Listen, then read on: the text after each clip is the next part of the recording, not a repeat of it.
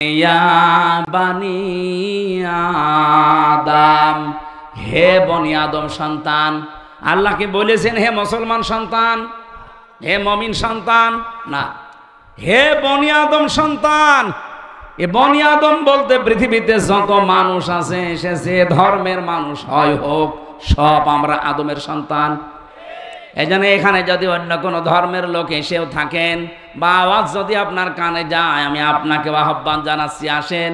নয়তো আবার কিয়ামতের দিন বলবেন, আল্লাহ তোমার আওয়াজ আমি শুনিনি, তোমার দাওয়াত আমার কাছে পৌঁছায়নি, এই জন্য তোমাকে আমি চিনতাম না। আপনাকেও আমি আহ্বান জানাচ্ছি, ইয়া বানি আদম, হে বনি আদম সন্তান, ইম্মা ইয়াতিয়ান্নাকুম রাসূলুম মিনকুম, যদি তোমাদের কাছে আসে তোমাদের মধ্য থেকে কোন রসুল। গাইবান্ধাবাসী বলেন তো, এখন নবী রসুল দুনিয়ায় আছে? আল্লাহ এখানে রসুলুন বহু বচন দিলেন, তাহলে কেন? এখন তো রসুল নেই, তাহলে রসুল দেওয়ার কথা ছিল এক বছর, বহু বচন দিয়েছেন এই কারণে। নবী রসুল হয়তো এখন নেই আর আশা কিয়ামত পর্যন্ত সম্ভাবনা, কিন্তু কিয়ামত পর্যন্ত বিশ্ব নবী যারা আল্লাহর নবীর উত্তরাধিকারী নায়েবে রাসূল আসবে, তারা কারা? আলেমরা। বলেন বলেন। নবীজি বলেন, আল উলামা ওয়ারাসাতুল আম্বিয়া, আলেমরা আমার নবীর উত্তরাধিকারী ওয়ারিস। নবীজি যা করতেন আলেম বলে দাবি করলে তারে ওই কাজই করা লাগবে। আপনার বিবেকের কাছে আমার প্রশ্ন, গাইবান্ধাবাসী, এটা ইসলামের ঘাঁটি আমি জানি, সারা বাংলাদেশের ভেতরে দুইটা জায়গা ইসলামের ঘাঁটি বলা হয়, এটা গাইবান্ধা আর ওদিকে সাতক্ষীরা। কথা বলছেন না কেন? আপনাদের কাছে একটা ডিপলি কথা না বললে আপনারা বুঝবেন, তারপরও বলছে যে আলেম নবীর উত্তরাধিকারী, নবীজি সারা জীবন আল্লাহর আইনের পক্ষে কাজ করে, অথচ আপনি আলেম নাম নিয়ে মানুষের তৈরি করা আইনের পক্ষে কাজ করেন। আপনি আলেম না জালেম? এরকম জালেম দেশে নেই। কথা বলছেন আমার? এগুলো টাটকা নির্ভেজাল জালেম।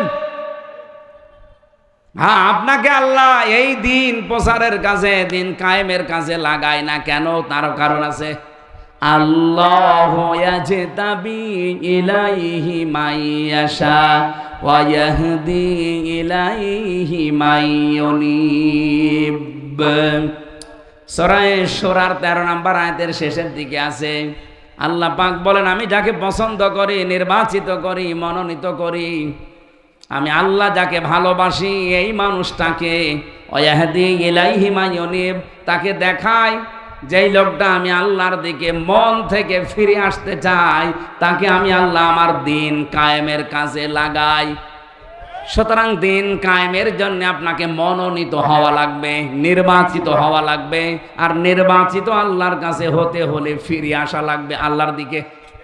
হয়তো আপনি এখন ওইভাবে ফিরে আসেননি মন থেকে, এই জন্য আপনার মতো আলেমকেও আল্লাহ দিন কায়েমের কাজে লাগায়নি। যারা আলেম আছে তাদেরকে বলছি, বলেন তো আমি কি আয়াত ভুল বললাম? এই আয়াতের আগের শব্দটার দিকে তাকালে আরো আশ্চর্য হয়। কাবুরা আলাল মুশরিকিনা মা তাদউহুম ইলাইহি, হে নবী, আপনি যেদিকে মানুষকে ডাকেন দিন কায়েম করো জমিনে, এটা শুনলে সবচাইতে বেশি মন খারাপ হবে, রাগ হবে মুশরিকদের। কাদের? আমরা তো দিন কায়েমের কথাই বলি নাকি আমার বাবার আইনের কথা বলি?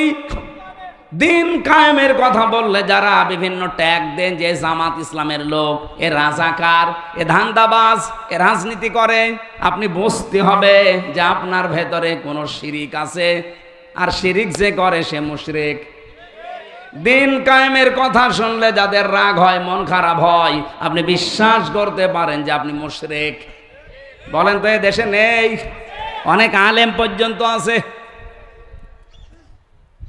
আমি আর নিচে নামলাম না।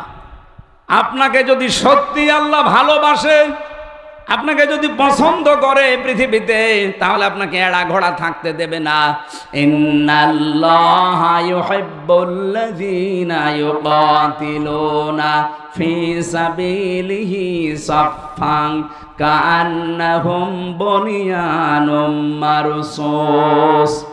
অবশ্যই আমি আল্লাহ ভালোবাসি তাদেরকে যারা সীসা গলা প্রাচীরের মতো ঐক্যবদ্ধ হয়ে আল্লাহর দ্বীন জমিনে কায়েম করার জন্য সংগ্রাম করে, লড়াই করে।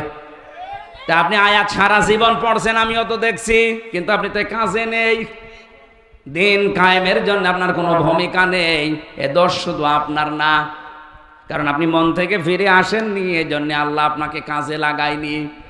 অথচ একজন সাধারণ মানুষ সেই ছোটবেলা থেকে দিন বুঝেছে এবং ইসলামী আন্দোলন করে এই কারণে যে জমিনে দিন কায়েম করা নামাজ রোজার মতো ফরজ। এই জন্য ওই মানুষটা দেখেন আপনার মতো আলেম না, কিন্তু দিন কায়েমে অ্যাক্টিভ, ও মন থেকে ফিরে এসেছে, এই জন্য আল্লাহ তাকে কাজে লাগিয়ে দিয়েছে।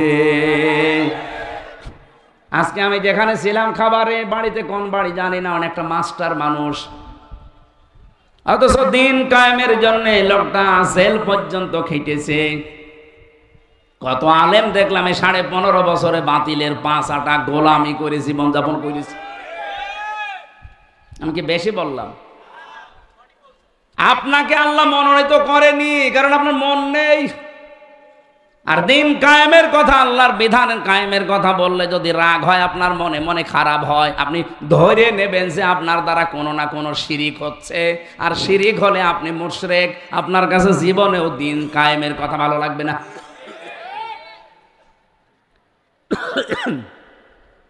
যেহেতু নবী রাসূল আর আসবে না, কিন্তু এখন আছে কারা? বলেন বলেন। সব আলেম না,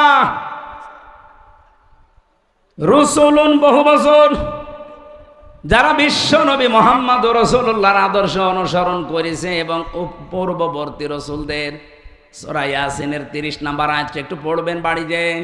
ইয়া হাসরাতান আলাল ইবাদি মা ইয়াতিহিম মির রাসূলিন ইল্লা কানু বিহি ইস্তাহজিউন।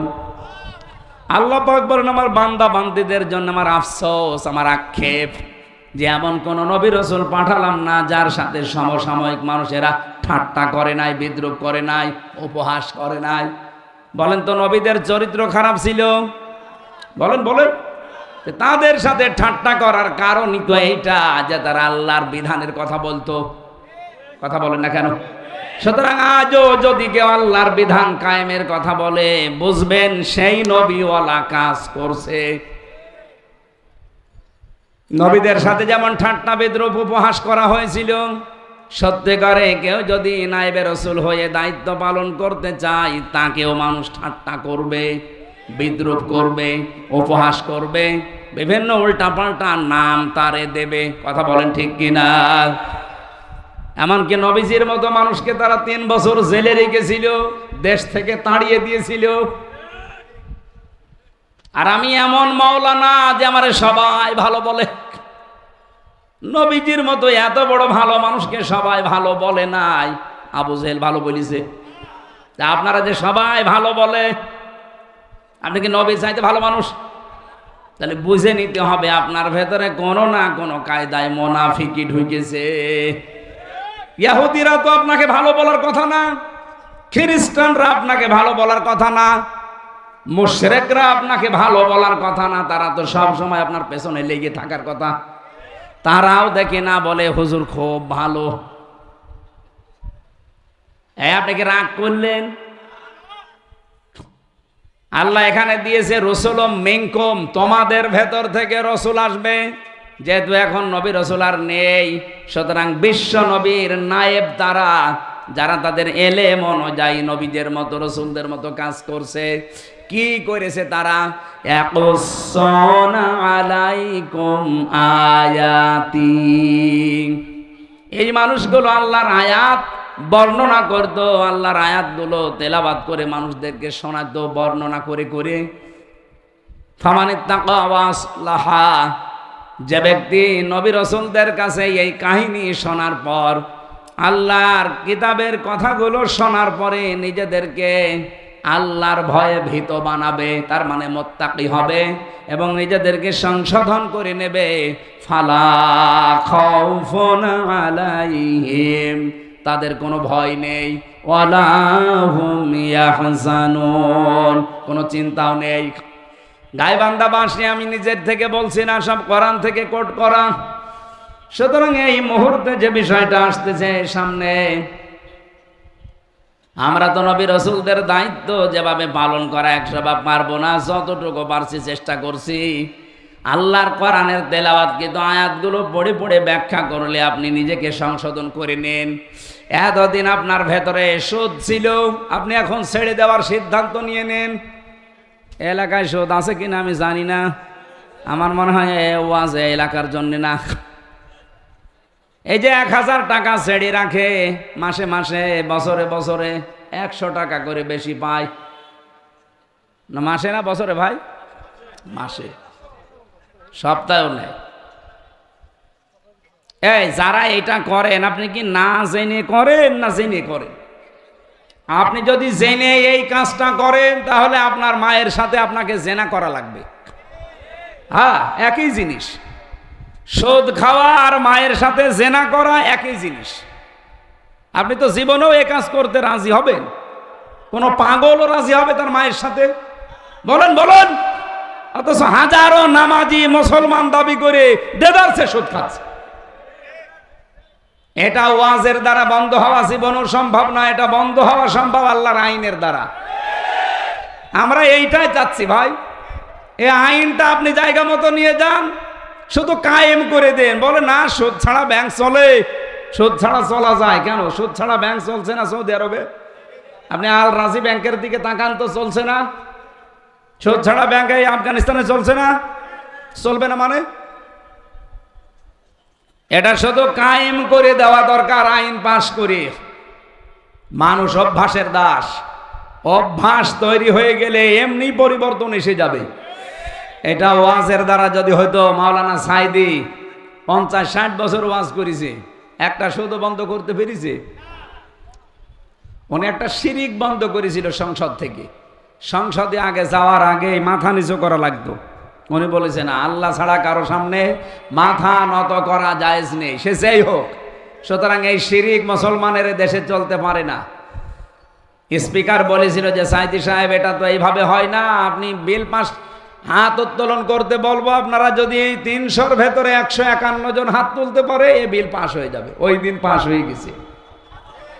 আমরা চাই এই যে 300 এমপি এবার যাবে, 151 জন যদি এবার কোরআন বুকে নিয়ে যেতে পারে, ইসলামের যত নিয়ম আছে ফরজ বিধান সব শুধু বলবে আপনারা হাত তোলেন। ডাক্তার আব্দুর রহিমের মতো এই গাইবান্ধা জেলায় আরো যারা আছে, এই মানুষগুলো যদি একবারে ওই দিন বলে হ্যাঁ আমরা নামাজের পক্ষে, আমরা যাকাতের পক্ষে, আমরা ন্যায় অন্যায়ের বিপক্ষে, এরকম কথা যদি বলে না, প্রতিদিন দেখবেন আল্লাহর একটা একটা করে বিধান পাশ হয়ে যাচ্ছে। 5 বছর লাগবে না, মাত্র কয়েক বছরের ভেতরে বাংলাদেশ মিনি জান্নাত হয়ে যাবে। বাইরের দেশগুলোতে গিয়ে আমি দেখেছি আল্লাহর বিধান সেখানে পুরাপুরি চলে না, কিছু চলে, কিন্তু তাদের আইনের প্রতি শ্রদ্ধা থাকার কারণে কোনো ডাকাতি নেই, কোনো চুরি নেই, খাদ্যে ভেজাল নেই।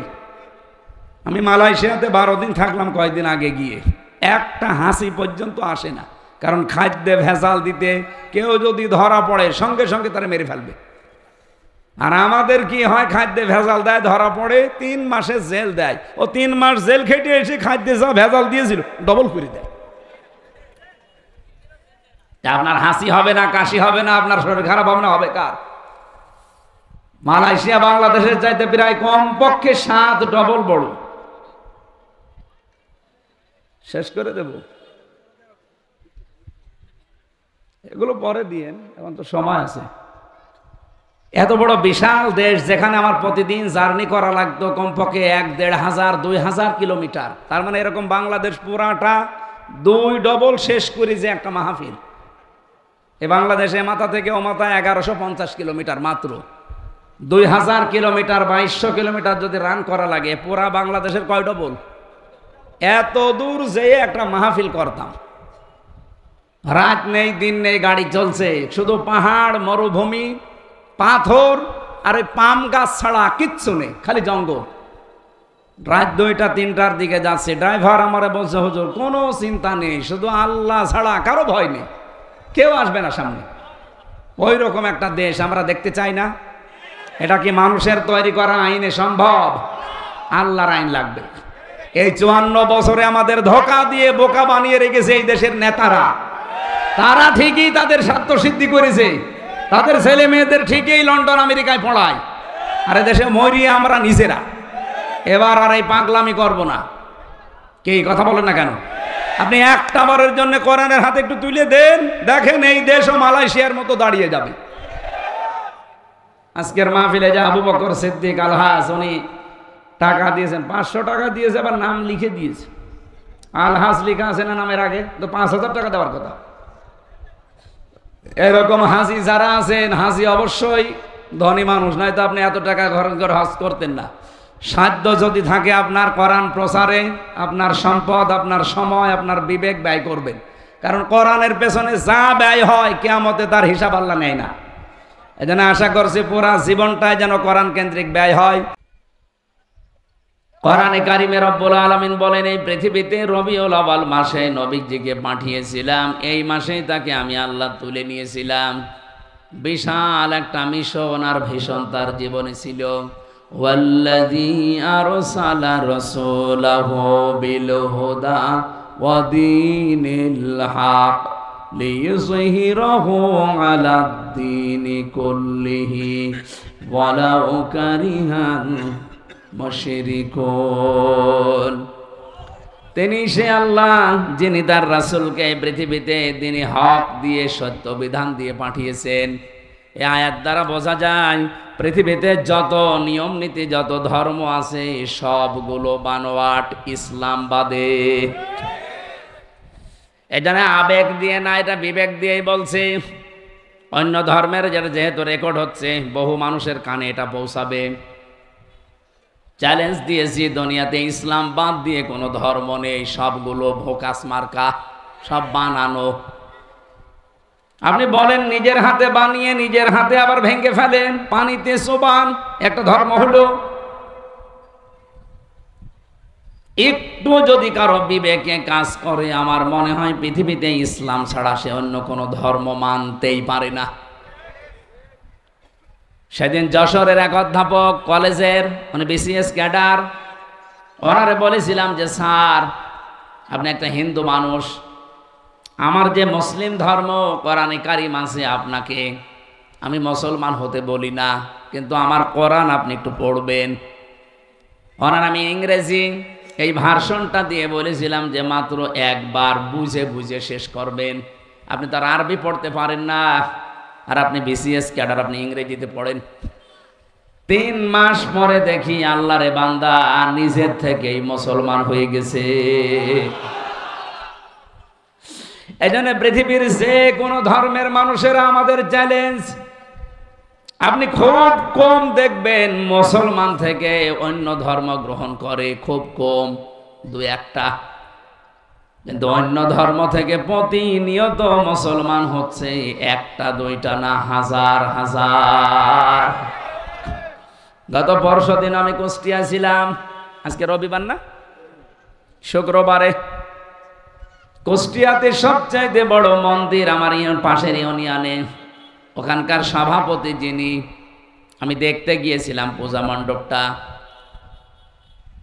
ওখানকার যে সমস্ত দায়িত্বশীল মানুষদের সাথে কথা বললাম, 100 ঘর হিন্দু তারা আছে, তারা এক বাক্যে এবার বলেছে আমরা ইসলামকে এই দেশে চাই।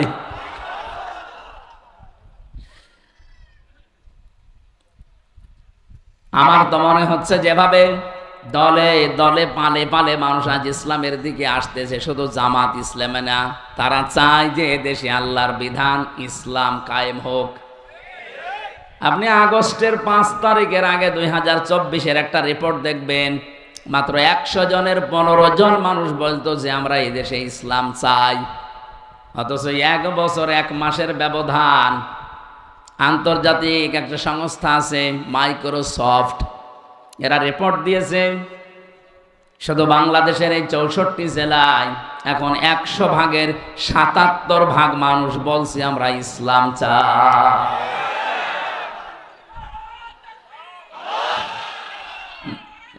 কথা শোন, এটা রিপোর্ট যারা দিয়েছে এরা কি মুসলমান?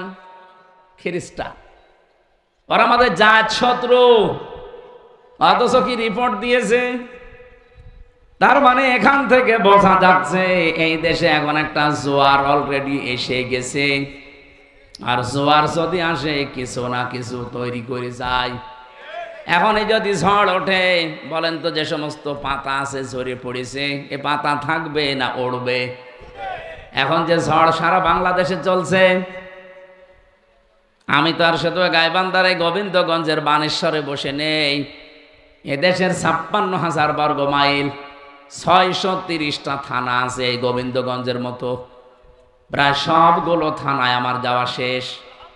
কমপক্ষে প্রতিনিয়ত যাওয়া আসা এই চলাফেরা করে দেখতে পাচ্ছি এই যে ঝড় উঠেছে এই ইসলামকে এবার এরা সংসদে পৌঁছিয়ে দেবে। এখনো পর্যন্ত আমি অনেক আলেমকে, অনেক ইমামকে দেখি, এরা বলে যদি ইসলামের পক্ষে এখন কাজ শুরু করি, আর যদি ইসলাম ক্ষমতায় না যায় তাহলে আমার কি হবে? আমার ইমামতি থাকবে। আরে ভাই, আপনি ইমামতি নিয়ে আসেন, আর আপনার ধারণা কেন তৈরি হয় যে ইসলাম এবার যাবে না? 92 ভাগ মুসলমান এখানে আমরা। এতদিন যাই টালমাটাল ছিলাম, দোদুল্যমান অবস্থায় ছিলাম এদিকে ওদিকে, এখন আমরা কিন্তু সব এক হয়ে যাচ্ছি। কারণ ফ্যাসিস্ট জালেমরা যেহেতু নেই, কিছু মুনাফিক আছে, এগুলো আশা করছি থাপ্পড় দিলে ভালো হয়ে যাবে। এদেশে যেহেতু ফ্যাসিস্ট নেই, নতুন করে কেউ গড়ে উঠতে চাইলেও সে পারবে না।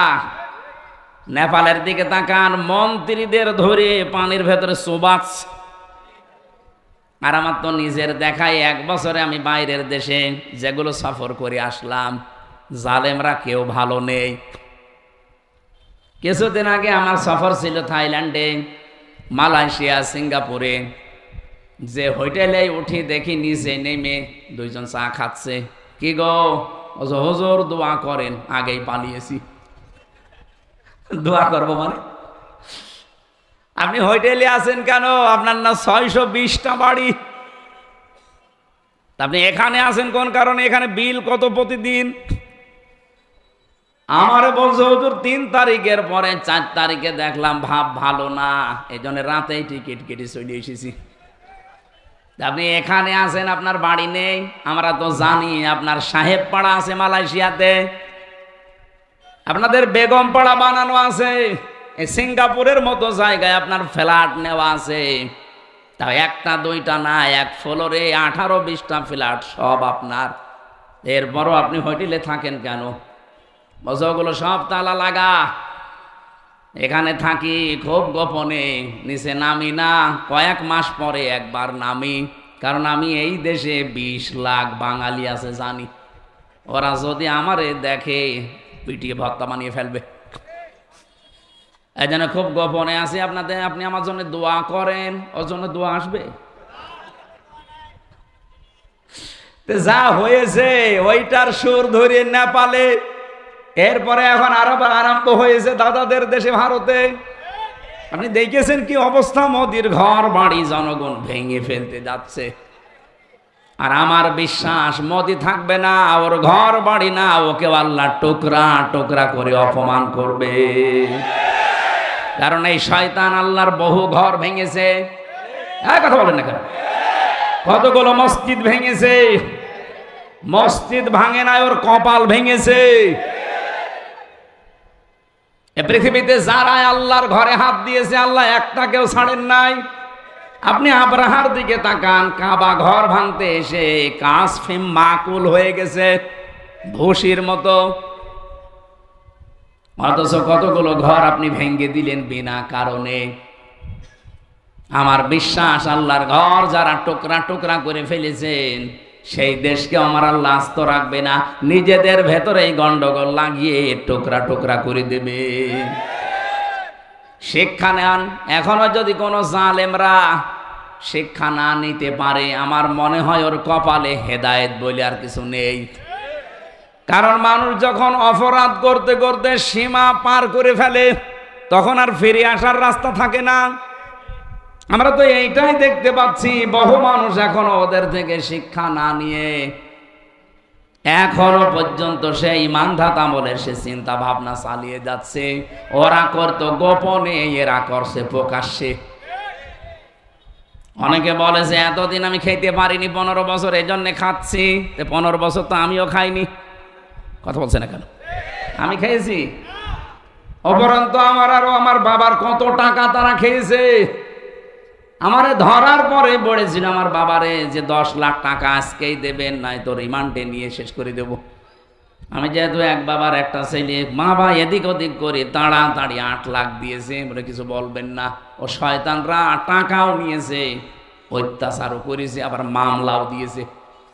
বলেছিল যে আমরা আর মামলা দেব না। কথা একটাও ঠিক রাখে না। কোথায় যে আছে এই শয়তানগুলো আমি বহু খুঁজি, কিন্তু ওদের কোনো হুদিস নেই। বিশেষ করে এই কাউন্টার টেরোরিজমের এই যার সন্তান আসাদুজ্জামান, এরে আমি যদি কোনোদিন সত্যি পাই, ওরা আমি আরেকবার মুসলমানই দেব। ও শয়তান নামে মুসলমান, আমার মনে হয় ওর মুসলমানই এখনো দেওয়া হয়নি। তাছাড়া এইরকম খারাপ কথা বলতে পারে। আমি যাই হই, আমার অপরাধও থাক, আমার নামের আগে একটা আলেম লেখা আছে না? কি ওখানে দেখতে পাচ্ছেন না মাওলানা মুফতি লেখা নাই? আমি যত খারাপ হয়, আলেমরা কিয়ামতের দিন আল্লাহ নিজে বিচার করার সময়ও ঢেকে নেবেন, জনসম্মুখ থেকে আলাদা করে ঢেকে তার কাছে জিজ্ঞাসা করবে, এই এই অপরাধ করেছিলি? স্বীকার করার পরে বলবে, যা গোপনে মাফ করে দিলাম, কাউকে বলবি না। এত সম্মান দিয়েছে আল্লাহ নিজে। আর এই শয়তানগুলো, ওরা আলেম পেলে মনে হচ্ছে যে মানে সে খ্যাপা কুকুরের মতো হয়ে গেছে। অন্য মানুষকে তো টর্চার করতো, হুজুর পেলে ওর টর্চার আরো বেড়ে যেত। তো কি করলেন আপনি এগুলো করে? এখন তো নিজের বাড়িও থাকতে পারেন না, দেশেও থাকতে পারেন না, কোথায় আছে শয়তানও জানে না। আমি বহু খুঁজতেছি, একটারও পাইনি। আমার রিমান্ডে 11 জন দায়িত্বে ছিল, এই শয়তানগুলোর একটাও পাচ্ছি না। আমি যদি পাই কাউকে, আমার বাবার ওই টাকা তাদের কাছে আমি আদায় করে নেব। এই ডাকসু আর জাকসু নির্বাচনে ছাত্র দল থেকে একজনও নির্বাচিত হতে পারেনি, শুধু বিএনপির কয়েকজন নামধারী এই মুনাফিকের কারণে। এই নয়ন নামে একটা আছে মাগুরাতে বাড়ি, এটা টাটকা নির্ভেজাল মুনাফিক। আর এই ফজো পাগলা কিশোরগঞ্জের, ওদিকে আছে পাবনার। এই নামগুলো নিতে আমার কাছে ঘৃণা লাগে। এগুলো মানুষ নামে কলঙ্ক। একটা মাজলুম দল বিএনপি, তারা এই 15.5 বছরে বহু জুলুমের শিকার হয়েছে, তাদেরকে ডুবিয়েছে এই কয়েকটা শয়তানের কথা। মানুষের মনের ভেতরে ঘৃণা তৈরি হয়েছে। 28 জন মানুষ পাশ করেছে ঢাকা ভার্সিটিতে, একটাও এরা নেই। 23টা হয়েছে শিবিরের, আর 5টা হয়েছে স্বতন্ত্র। আপনি কি করলেন এতদিন রাজনীতি করে?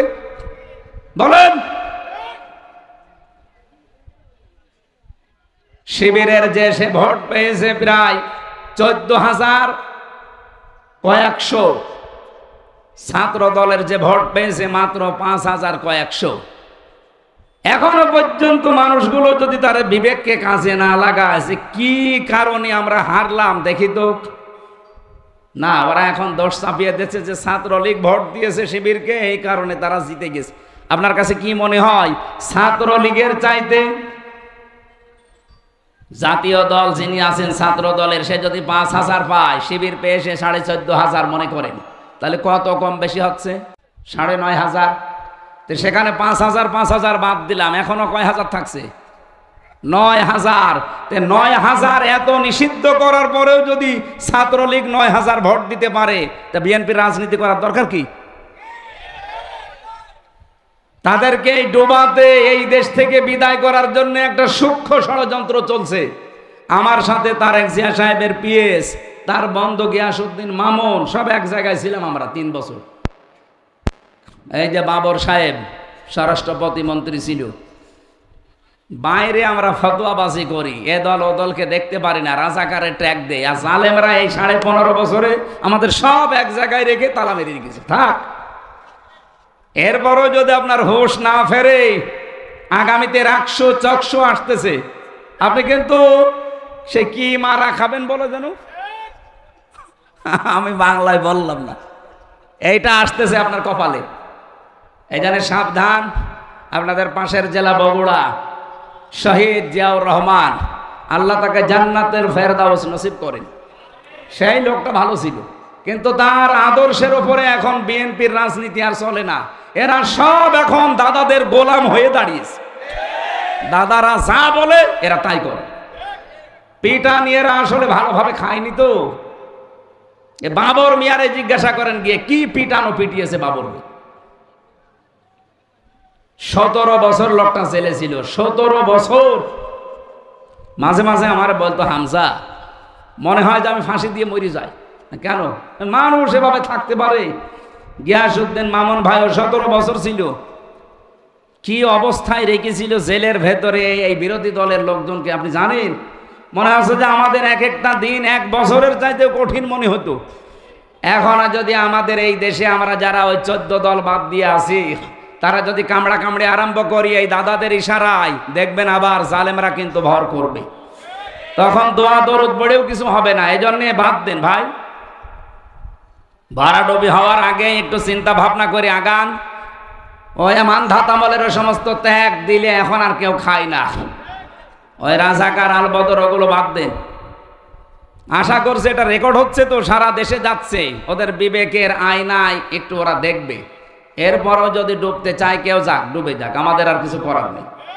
কারণ ইসলামের যে ওয়ার জোয়ার এবার এসেছে, আমরা বিশ্বাস করি আল্লাহ তার ইসলামকে এবার এই দেশে রাষ্ট্রীয় পর্যায়ে নিয়ে যাবে। আমার জেলখানার 3 বছরের প্রতিদিনের তাহাজ্জুদের দোয়া ছিল এইটা। আমি মাজলুম ছিলাম, এটা বিশ্বাস হয়? বলেন বলেন। ইত্তাকি দাওয়াতাল মাজলুম ফাইন্নাহা লাইসা বাইনাহু ওয়া বাইনাল্লাহি হিজাব। মাজলুমের বরদোয়া থেকে বেঁচে থাকবা, কারণ মাজলুমের বরদোয়া আর আল্লাহর ভেতরে কোনো পর্দা থাকে না। যেহেতু আমি মাজলুম ছিলাম, আমি বিশ্বাস করি মাজলুমের দোয়া আল্লাহ ফেরত দেয় না। 3 বছরে বলেছিলাম, মাবুদ জীবনে যদি কিচ্ছু কবুল না হয়, অন্তত চর্ম চোখে একটু দেখার সুযোগ করে দিও যে 56,000 বর্গ মাইল তোমার কালাম দিয়ে চলছে। আমার বিশ্বাস এ দোয়া আলেমদের দোয়া, হাজারো আলেমে দোয়া করতো, তাদের দোয়া কবুল হয়ে গেছে। কথা বলেন, কথা বলেন। শুক্রবারও আমার হাতে হাত দিয়ে 18 জন মানুষ এসে বলছে, হুজুর এতদিন মানুষের তৈরি করা আইনের পক্ষে ছিলাম, আজকে থেকে আল্লাহর আইন আমরা প্রতিষ্ঠার জন্য আপনার হাতে হাত দিচ্ছি। আমি বললাম, কালেমা পড়ানো লাগবে? বলছে কালেমা পড়ানো লাগবে না, কালেমা জানি, এতদিন ভুল পথে ছিলাম।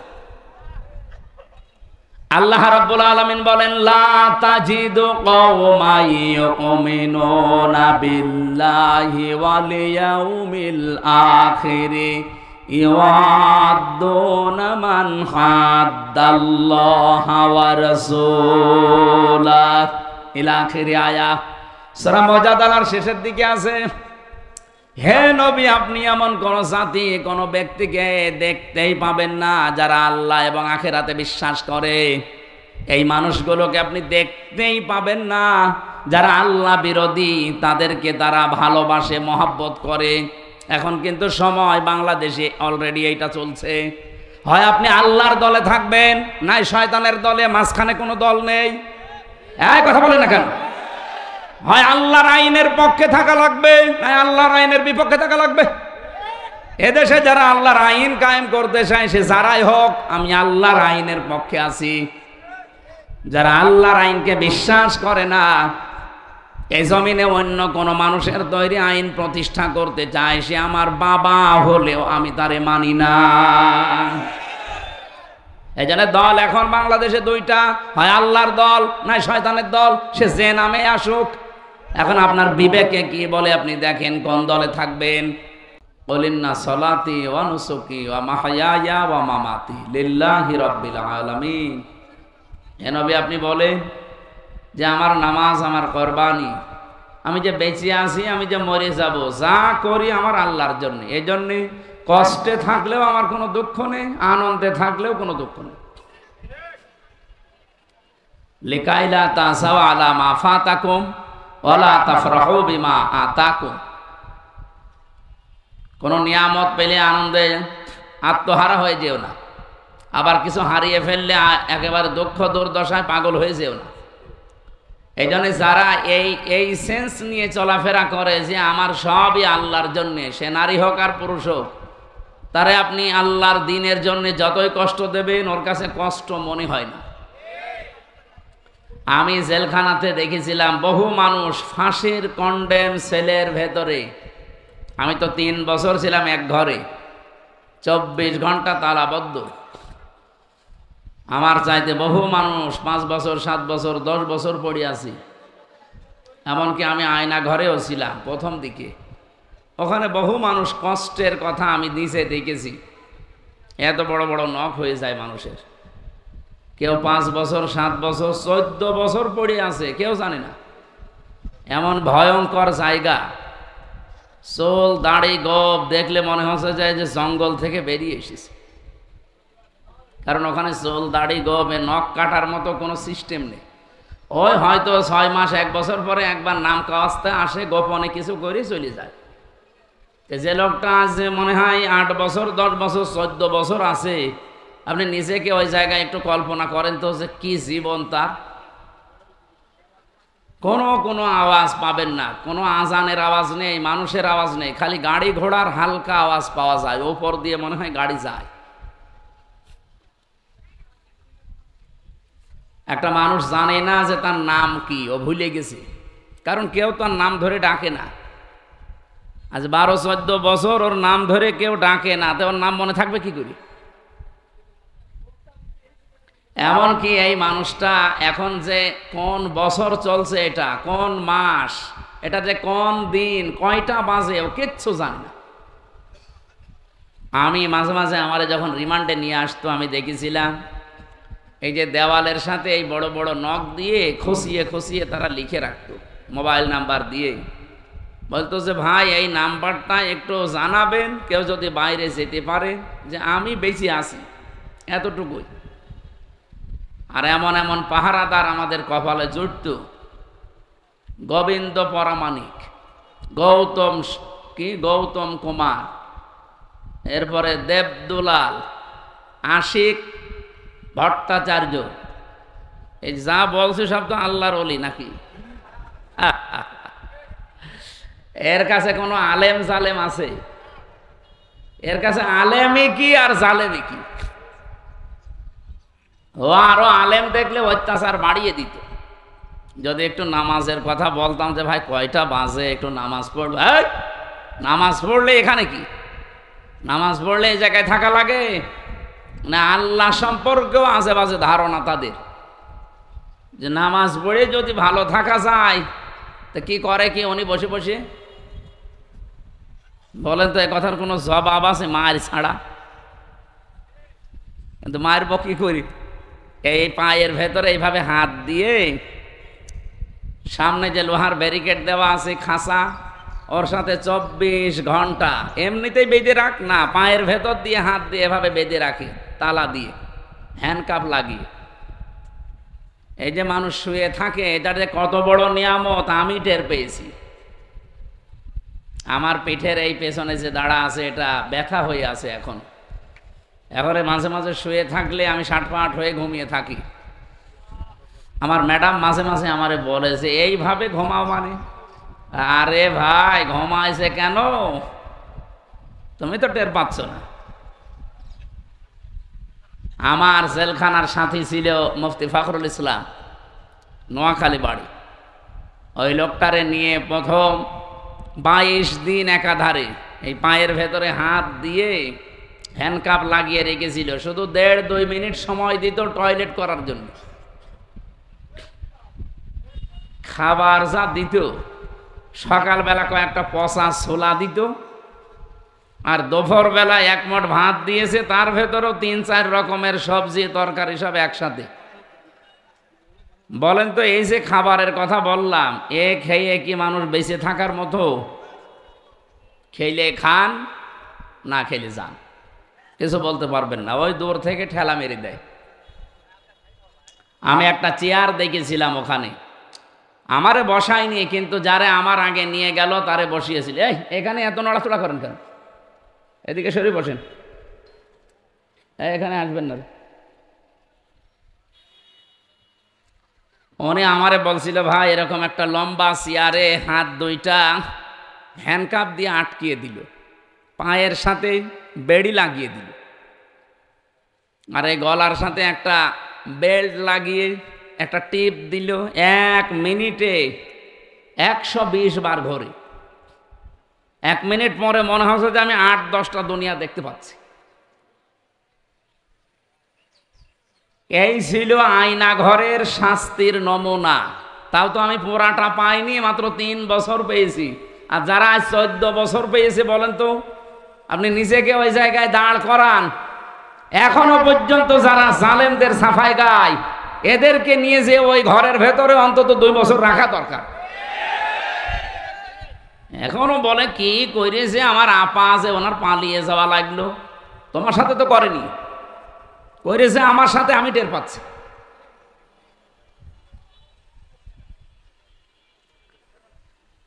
তিনটা বছর আমি এই যে এখন আসলে যেখানে আমারে ঘুমাতে দেয়, আমি সাটমাট হয়ে থাকি, কারণ আমার শুয়ে থাকা এটা যে কত বড় নিয়ামত, আমি যারা ভিকটিম তারা টের পায়।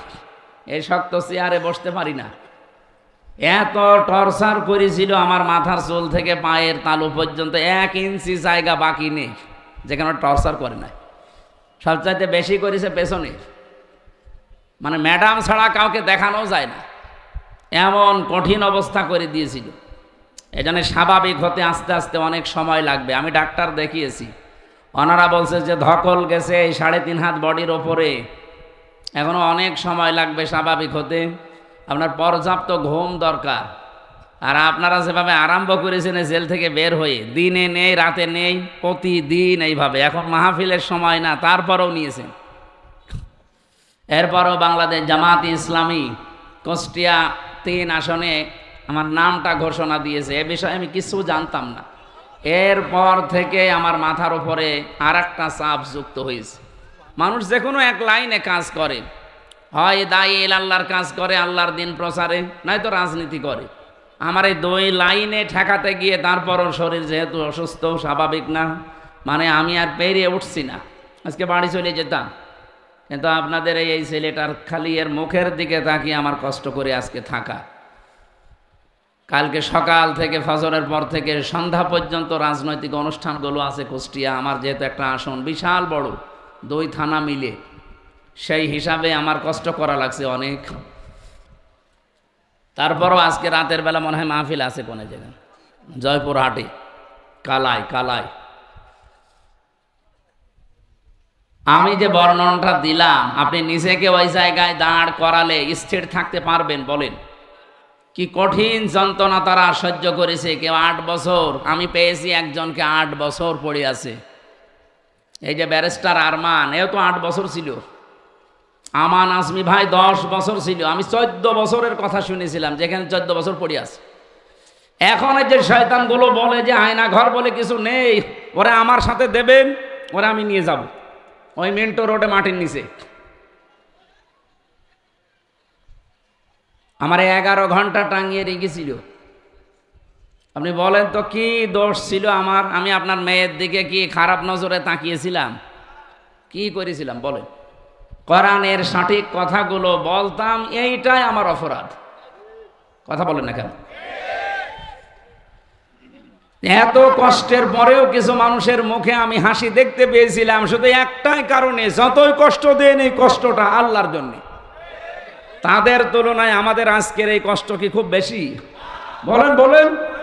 ওরা যদি আল্লাহর জন্য, দিনের জন্য এত কিছু স্যাক্রিফাইস করতে পারে, আজকে ঘন্টাখানিক সময় একটু দেওয়া যাবে না? হ্যাঁ, 1 ঘন্টা কথা বলবো ইনশাআল্লাহ। দল মত জাতি বর্ণ ধর্ম নির্বিশেষে, অন্য ধর্মের মানুষও মনে হয় এলাকায় আছে। হ্যাঁ, সবাইকে আহ্বান জানাচ্ছি, কারণ আজকের তেলাওয়াত কিন্তু আয়াত শুধু ইমানদারদের না, ইয়া বানি আদম, বনি আদমের সন্তান যারা, তারাই আল্লাহ আজকে অ্যাড্রেস করেছেন। সবাইকে আমরা কোরআনের আলোচনায় ওয়েলকাম জানিয়ে শুরু করছি। খুশি হয়ে বলছি আলহামদুলিল্লাহ। দরুদ আর সালাম পড়ছে আমাদের নবী। এটা রবিউল আউয়াল মাস। আপনারা কোন সম্পর্কে কথা শুনছিলেন আমি জানি না। রবিউল আউয়াল মাস আসলে আমরা যেটা করি আসলে ওইটা করার নিয়ম না। নিয়ম হচ্ছে নবীজির জীবনীকে অনুসরণের জন্য সিদ্ধান্ত নেওয়া।